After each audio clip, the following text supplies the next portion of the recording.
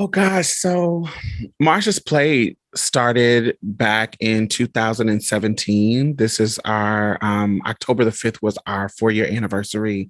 And in 2016, during the election of Donald Trump, I kept seeing white trans women being centered when it comes to the conversation about trans people, and their experiences are valid, but their experiences is a much different experience when we talk about disparity. And so this is the first time that we're having a national political discussion about transness.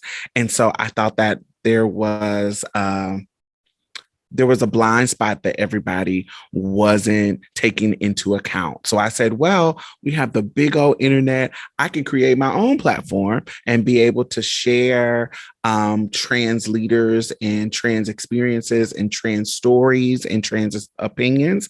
And I brought on a trans masculine individual and I brought in another trans woman, and we decided to kind of share and create a space where we can share the Black experience. And so it not only shares the trans experience, but it also shares our leaders and our allies too. So we have lesbians, we have gay men, we have non-binary people. We really try to encompass everybody in that are involved in our circle of people, in our movement. And so, yeah, that's what Martsha's Plate is: an archive and a social commentary. And then Black Transwomen Inc. is a nonprofit organization that, under my leadership, I started as a board member 10 years ago, a part of a steering committee, once the founder, Kamarian Anderson, founded it. And now, 10 years later, I've become the executive director. And under my leadership, I focus on housing, anti-violence, and dismantling like prisons and jails and stuff like that. And so for me, housing is so important because you can't focus on anything else in your transition and being safe, and if you don't know where you're going to lay your head. And so we have a program where if you are on the verge of homelessness, or you're trying to get the first month rent of your a new apartment, if you get what I'm saying, you just can't quite make it, we want to be able to give you that kind of deposit, and we want to be able to help you in regards to, even put you in an Airbnb, put you in a hotel, those type of things, to get you some kind of emergency housing to be able to get you on your feet. Also, anti-violence during the George Floyd uprising that everybody globally, his death was affecting people globally. During that, literally in that same area, during what was going on, there was a girl named Iana Dior that was attacked, brutally attacked by cisgender people and cisgender men and women. So in that regards, we actually flew up to where she was and was able to put her in a situation with funding to be able to move from where she was at. So because where she got attacked at is right by her house. So she was able to, if she needed to, had to make a decision to move out of that location where she was unsafe, or pay for lawyers, or do whatever she needed to do to be able to prosecute the people that attacked her and put her out of that, put her in a safe place so she can make those kind of decisions with a sound mind with her and her mother. And we stepped in and flew up there to help her in that regard. So this is like an anti-violence response. Now that is reactive. We also have a proactive program within that task force where, if you are in a domestic violence situation, because statistically we are not being murdered by strangers or some hater transphobe that we don't know. Usually we are being murdered by intimate partner. It's not about deception. We are actually being murdered just along with cisgender Black women by our intimate partner. That is one of the leading causes of death amongst all Black women. And so for us, we wanted to make sure that if you are in a situation where you are in a domestic violence situation and you can't get out, we want to make sure, once again, we're going to flip you over to our housing program where we can get you out of the situation and put you in a hotel. We can put you in an Airbnb. We can put you in our network of housing situations across the South. And you can be in a stable, safe place instead of sitting in somebody's house that is financially abusing you and and just in a situation where you can't get out of because you don't have any opportunities because of discrimination and et cetera. And last but not least, our bailout program, where if you are in jail and you are and you have a non-violent offense, we actually bail you out. So you're not sitting up in jail dealing with the transphobia that is a part of the carceral state. And we did that because in New York, in Rikers, a trans woman by the name of Layleen Polanco she was having a seizure in jail, and they let her die. And because of that, we learned through the investigation of her death that she was only in there for a prostitution charge, and she only had a $500 bail. Wow. So she could have gotten out if somebody bailed her out for $500. All this money nonprofits have. Why wouldn't this woman would still be alive if she had $500 of bail money? And that was crazy to me. And I wanted to make sure on my watch, in my state and in my city, that no girl is just sitting in jail dealing with what she has to do with, the unsafeness of these, people in jail of that, putting a trans woman in that situation. We wanted to make sure that no girl, because of a small amount like that. Now, if you're in there for some violent stuff, then we can't help you. But if it's a non-violent situation, then, we want to be able to help you and fit that bill. And so that's what the bailout does. And so those are the type of programming with Martsha's Plate and Black Transwomen Inc. that we do, just to try to help on the ground, those kind of core things that help people in dire need.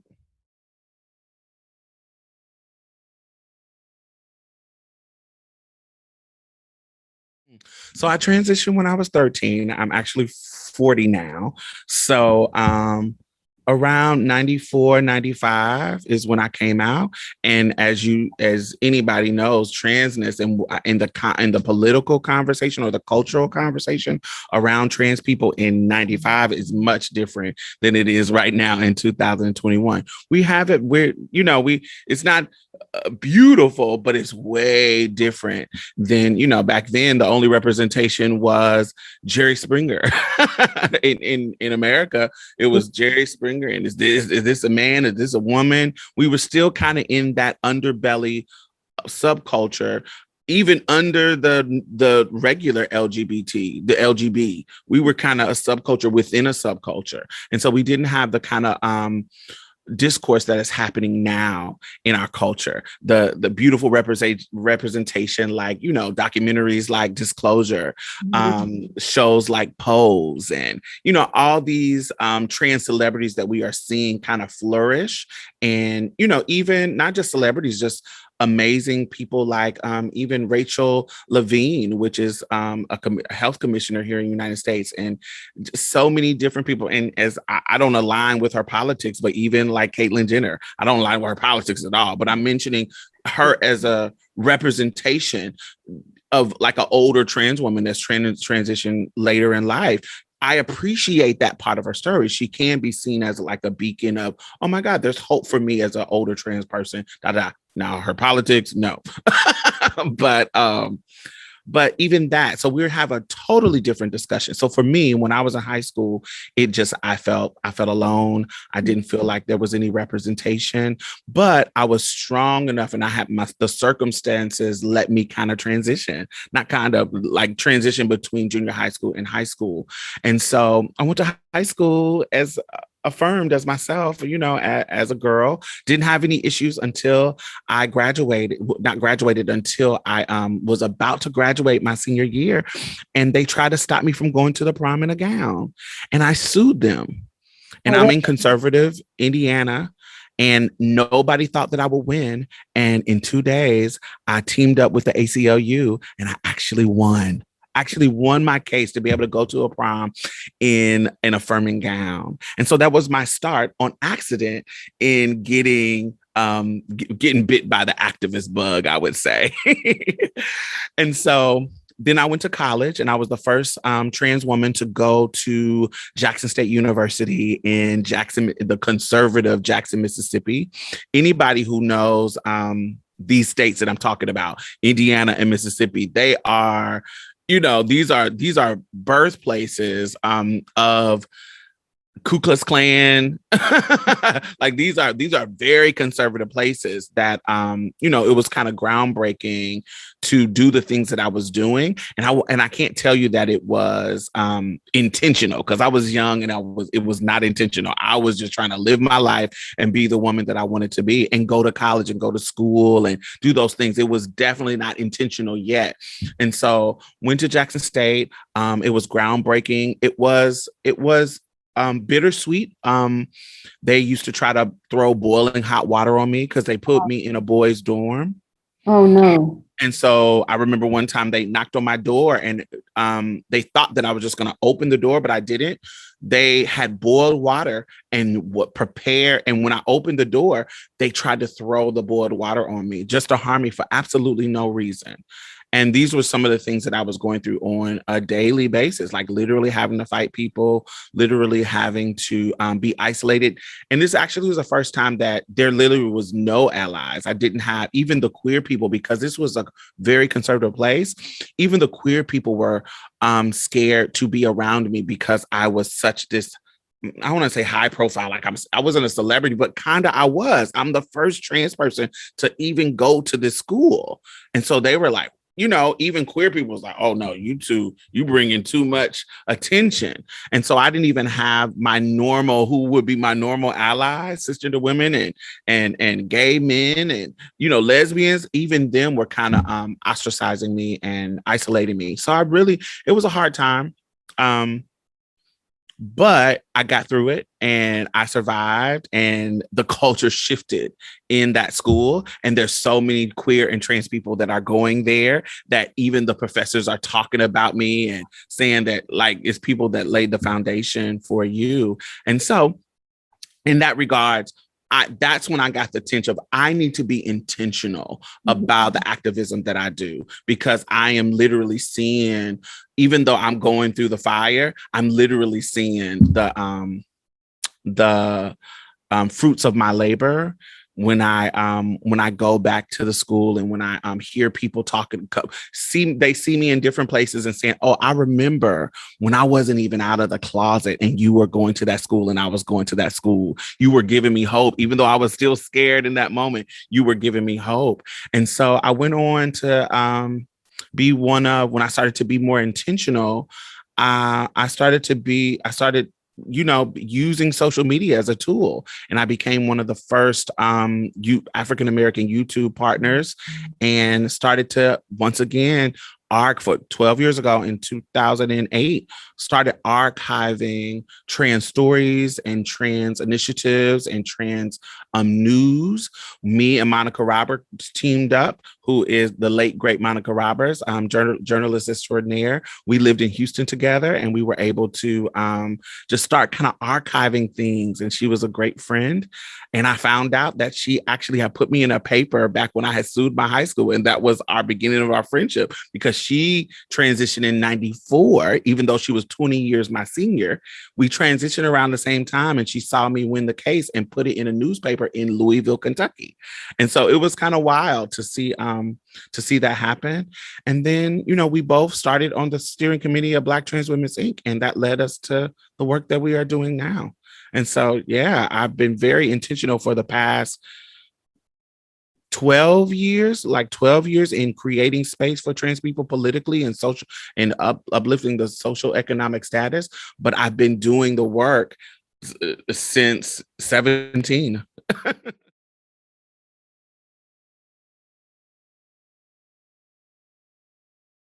It's not even a feeling. It's statistics, it's numbers.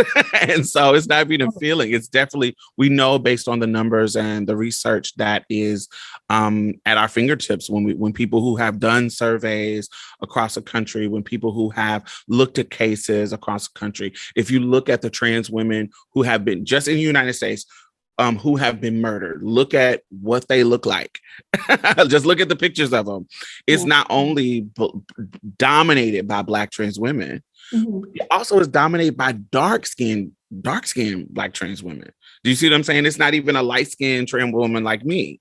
And so dominating those kind of statistics. And so for me, yes, when it comes to the things that are plaguing our community is going to be access to healthcare, is going to be access to housing, access to jobs and to financial security, and access to just safety and anti-violence, not being not being attacked or incidents of violence. When we think about like Malaysia Booker, who was attacked for a fender bender in Dallas and then found dead a month later, that was just an incident that we see people recording trans people getting attacked on the bus, trans people getting attacked on the train, trans people, simultaneously while all these amazing things are happening, people actually in the margins, people on the streets and in community, are actually being attacked. And so to me, housing, anti-violence, and healthcare are the main things that are the main issues, and those are the barriers to be in a safe place, to be safe in public accommodations, and to actually have access to healthcare and secure jobs and secure work. Now, 2020, we got title. We got the Supreme Court to kind of rule on our side, and we have that anti-discrimination. We were included in that back in June 15th of 2020, where we now have workforce discrimination protections on a federal level, which we didn't have before. And so, yes, we have that protection now. So now we have an actual legal standing to be able to sue somebody if they're discrimination. But we also know that a law and policy on the books does not change the culture immediately. we know that from Black people who, have had protection since 1964. But we still know that discrimination happens, in the workplace. And so, yeah, I think making sure that we actually do what needs to be done to give people access and reduce the barriers to get those kind of things diminished in regards to the violence and the lack of housing and the discrimination, and put it in place and consistently put it in place so that we can flourish just like the rest of the people. Yeah. So no, they're not doing enough, and they can do so much more to put us in a position of success. When we think about the ramifications of a I was about to say a Trump pregnancy. The ramification of a Trump presidency is that we weren't put on the census. And we know in our culture, in American culture, the census is important because that is how they determine who can get funding and who can get money for infrastructure that actually helps them in their community. And so we didn't get put on a census. So we want the government to put us on a census, because if we know how many trans people are in the country, we know that this is a group that we can help and we can give funding to on a governmental level. So that's one thing that they can do and start from, so we can know how many of us are out here. But also they can have policies put in place on a federal level that protects gender identity and expression, make that an actual protected category, not just in workforce, but, in everything when it comes to housing, when it comes to work, when it comes to healthcare, make that a protective countrywide policy so that we can stop. We can have protocols and procedures to stop discrimination and discrimination and harassment in your workplace, in your home, in healthcare facilities, and schools. Have that like a war nationwide protection. Also, policies in regarding the process of gender transition. How can we make that easier for people when it comes to the institutional protocols? You get what I'm saying? Making sure that employees and healthcare providers actually have a protocol to help people along in their transition. Education and compliance. When we think about providing information and education about trans people in schools and to the parents, and support systems in schools for parents of transitioning children, and in college for transitioning young adults, and then older transitioning people. How do we have education in process to teach people? Because education is the key for people to change people's minds and hearts about trans people, and have that kind of information a part of the curriculum in school, a part of the curriculum in community college. Anybody that's getting federal funds, make sure that they have those kind of education and information and training, so that we can, be compliant in creating a great space for trans people to be a part of the culture. Making documentation, updating the records of our personal documentation, making that easier and less barrier for us to change our name, get our gender marker changed to what we needed to be, or what's more appropriate for us. Those type of things are really important, because that's one of the first things that helps us to live a normal life. If I'm sitting here looking like Diane and you have Lawrence on my birth certificate because they won't let me change it, that can lead to somebody being discriminatory against me. When it comes to restrooms and locker rooms and all that kind of stuff, protection, so we can use the bathroom in peace like regular people. Dress code, make sure that we can dress how we want to dress. And all these can be policies put into place on a federal level when it comes to where, but not privately owned. If you have a privately owned place, you make the rules. But if you're getting government funding, or if it's a federal situation, then put the policy in place. It creates a norm. And last but not least, any kind of make policies and remove any policies that would allow for discriminatory healthcare practice or healthcare exclusions when it comes to insurance, what they don't cover, medical needs that doctors and psychiatrists across the country have created the standard that is trans care. How can we make sure that the policies and benefits that we're supposed to get with our insurance or with our public health care are not excluding trans needs? And so I think making sure the federal government takes the initiative on all those kind of categories, I think it's really important, and that's what will get them to the level where they're doing enough. Oh, wow. It has a powerful influence. Alicia, Patrice, and Opal, uh, those are three Black queer women that started that movement. And from the beginning, one of the pillars was to include trans people in that movement. When they talked about Black lives, they talking about all Black lives, not just cis Black men, not just the men that are being killed by police, not just them. It is like when we're talking about Black lives mattering, they are talking about all Black lives, not the sex workers, the respectability, the non-respectable ones that people want to throw to the wayside. They were very clear in talking about all Black people. And even in their organization in the beginning in 2015, they included Black trans leaders in the leadership. And so just the powerfulness of that, the money that they donate to different Black-led, trans-led organizations, ours is one of them.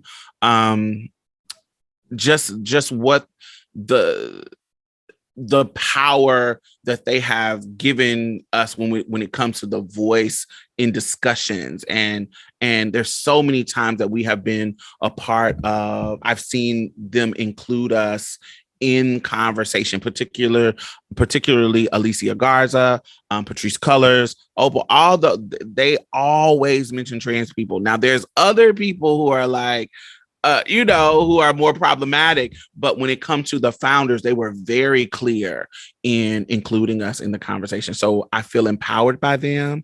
I align with their politics. I align with their message. And so I don't think we will be having this kind of trans conversation that we have had in the past 5-6 years if that movement hadn't happened. And so it is a part, because we are a part of that. I think it empowered us. And so I think it was definitely impactful in my life and in the community life.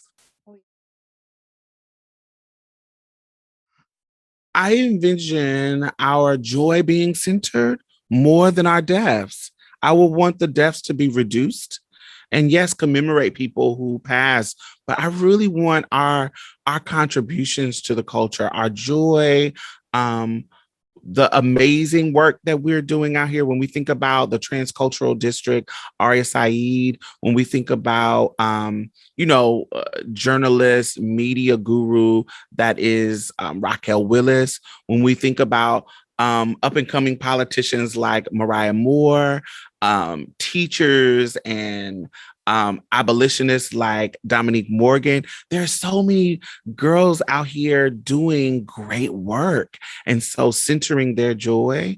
And then, even trans men, like, why are we not talking about some of the great things that they're doing? When we think about Courtney Ziegler, when we think about Carter Brown, when we think about, these Black trans men that are out here really doing innovative things in tech, innovative things in nonprofit sectors. Just it's for me, centering our joy and centering the amazing things that we do, and not just our deaths and our disparity, is the vision that I want to see. I want you to see how powerful we are. I want you to see how resilient we are through showcasing our joy and our creativity and the things that we create.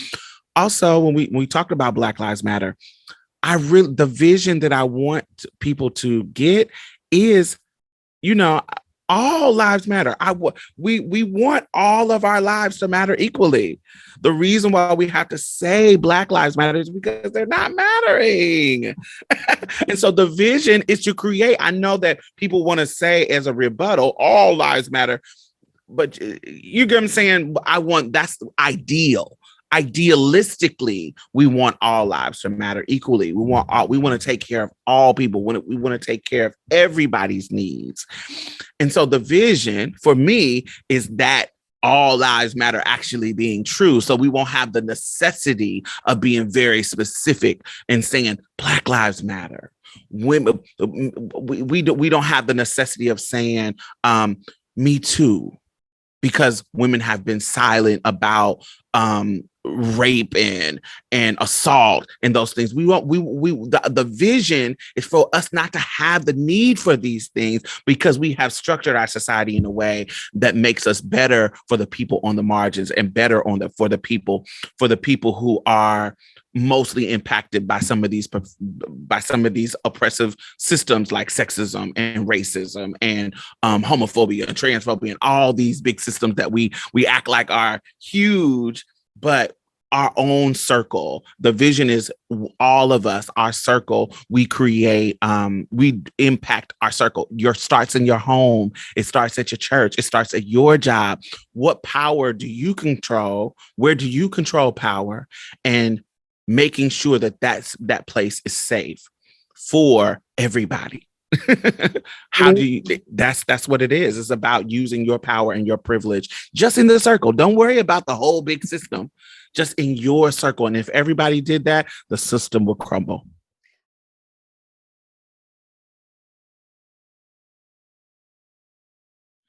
Build community of people who love you, affirm you, who are going to support you during the dark times, who are going to love you through them, who is just in your corner and just want you to be happy, that wants to love you, that are not making pronouns a big deal, that is not making, you get what I'm saying, people who love you and want you to be happy and understand that transition makes you happy. So build a community around you. Sometimes that includes people who are related to you, and sometimes it doesn't. And so sometimes it's your chosen family that are the ones that are your rocks, not necessarily your blood family. But sometimes your blood people are amazing. Like my mom was amazing. And so rest in peace. She passed away in December. And so definitely build community and don't rush it. don't feel your transition is your own. It is your personal journey.